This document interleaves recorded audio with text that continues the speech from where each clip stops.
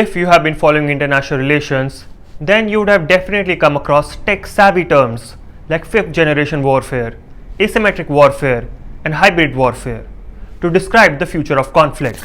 Now the thing is that the future is already here, and the recent migrant crisis at the Polish-Belarusian border is a perfect example of hybrid warfare. And to understand this whole situation fully, we first need to know a little bit more about Belarusian politics, refugees, and conflict. So let me start from the beginning.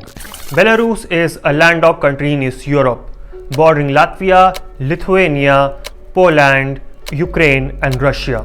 It was previously part of the USSR and became independent in 1991 after the dissolution of the Soviet Union. In 1994, Belarus elected its first president, Alexander G. Lukashenko, and he has been the president of the country ever since. For 28 years, Lukashenko has been manipulating elections and suppressing political and social dissent to stay in power. As a result, Belarus is referred to as Europe's last dictatorship. Lukashenko's suppression of democracy and violation of human rights led to Belarus's isolation by the European and Western nations, as a result leading to high unemployment and inflation in the country. FYI, Belarus is not a part of the European Union and is allied to Russia. In 2020, Belarusian elections predictably ended, with Alexander G. Lukashenko once again becoming the country's president. However, this time, Lukashenko faced massive protests for poor handling of COVID, jailing of opposition candidates, and openly manipulating election results. And just like any other dictator, Lukashenko cracked down on anyone who opposed him. His opponents were either jailed or exiled. The candidate who is considered to have actually won the 2020 Belarusian elections, Svetlana Tikhanovskaya, had to flee to the neighboring Lithuania while her husband was arrested by the Belarusian authorities. This led to sanctions on the country by the European Union and the US.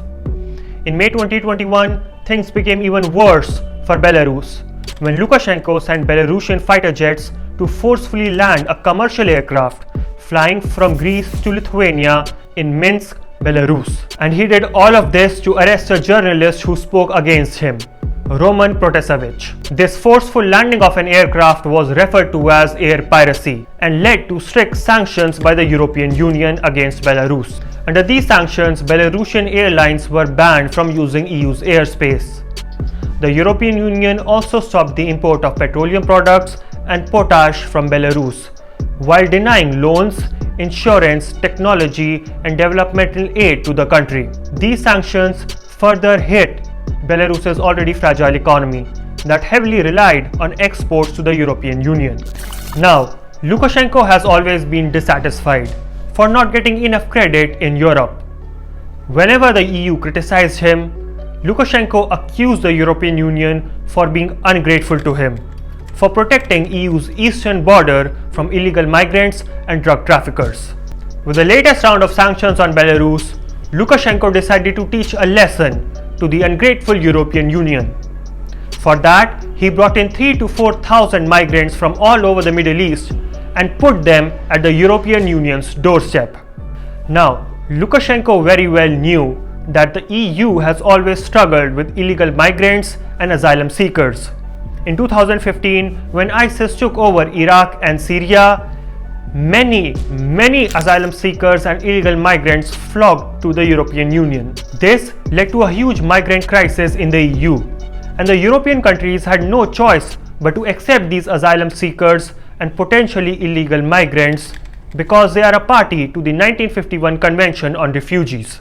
Now, before we move forward, I would like to take time and tell you the difference between an asylum seeker, refugee, and a migrant to make this thing a bit more clearer. An asylum seeker is a person that seeks safety in a foreign country because he is persecuted or has a well-founded fear of being persecuted in his home country. For example, many people fled Syria and Iraq and sought asylum in the United States and the EU countries out of fear of being killed by the ISIS. To seek asylum in a country that has signed the 1951 Convention on Refugees, all one has to do is show up at the country where one wishes to seek asylum and ask for asylum. That's it. It doesn't matter if you enter the country legally or illegally.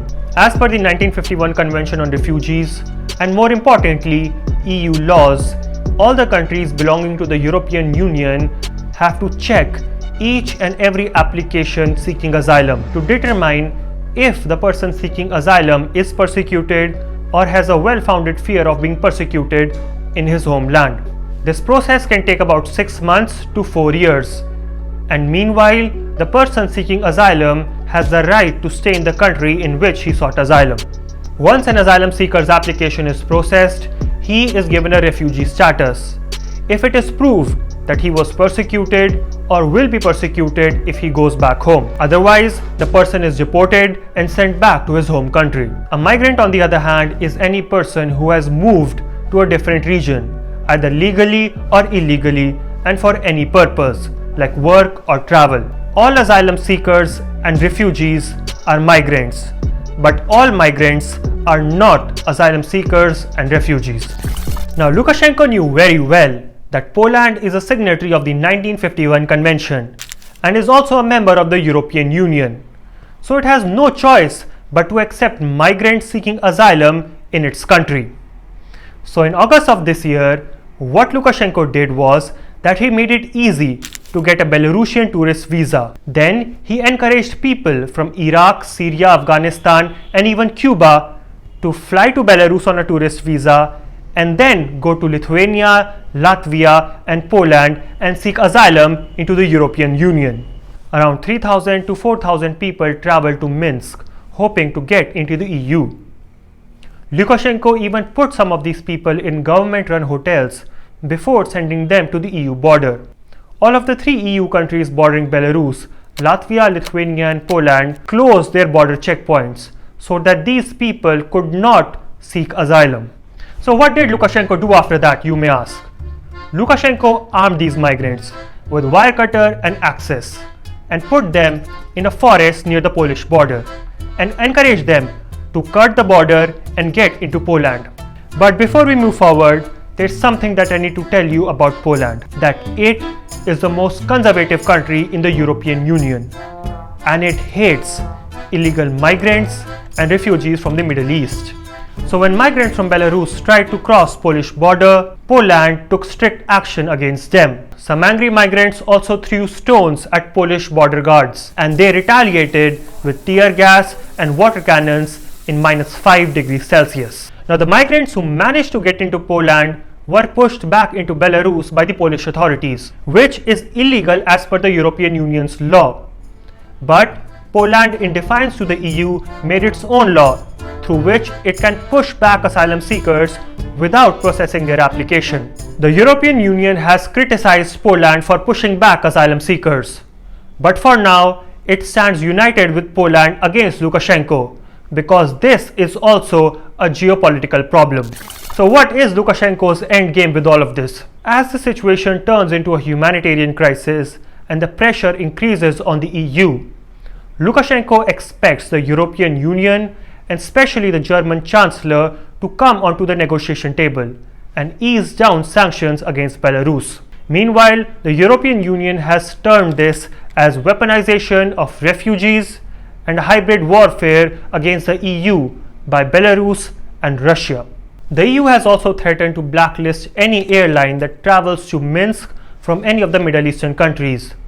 While Europe tries to figure out this whole mess created by Belarus, the real losers of this geopolitical game are the poor migrants, who are stuck cold in a Belarusian jungle with little food and shelter. What Belarus did is nothing short of taking 4,000 people hostages and leaving them to die. If what Belarus did is hybrid warfare, then Lukashenko needs to be treated as a war criminal. The European Union needs to take strict actions against Belarus so that nothing like this is ever repeated again. Humanitarian aid needs to be quickly provided to the people stuck at Polish-Belarusian border.